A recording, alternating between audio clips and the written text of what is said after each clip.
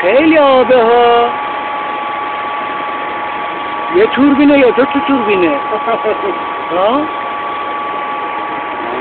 نمیدونی؟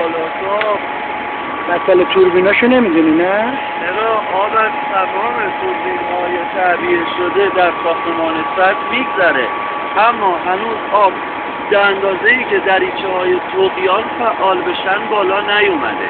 یعنی این الان این آب مال توربیناست دیگه. چند تا توربین داره کار میکنه؟ آب در هر اندازه‌ای که آزادسازی بشه جوری پروگرام میشه که تمام توربین‌ها را به گردش در بیاره.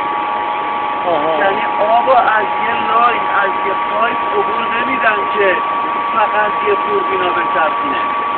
هر چقدر کم رهاسازی بشه باید همه محورها را به چرخش در بیاره و اگر آب خالی باشه و از دریچه‌های طغیان بتونن استفاده کنن یه نور علاموره که 20 سالیه دیگه عملا ساختمان تاج سد از دریچه‌های طغیان هیچ استفاده ای نمیشه، چون آب به حد نصابی نمیرسه که به طغیان برسه. فعلا در حال و هوای فروده.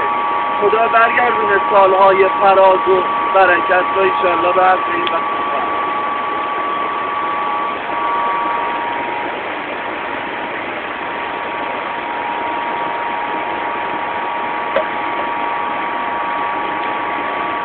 تقریبا همیشه این توربینا وازن.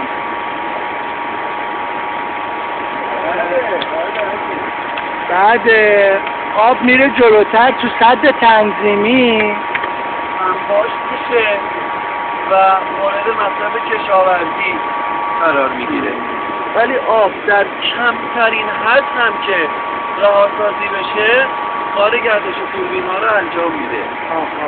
پس هیچ وقت کار توربینا توی قطع نمیشه مگر اینکه فوق‌العاده آب کم بشه که مجبورن دیگه اونجوری چند تا را از مدار خارج کنن، ولی با این شرایط مطمئن باشین همه بکارن.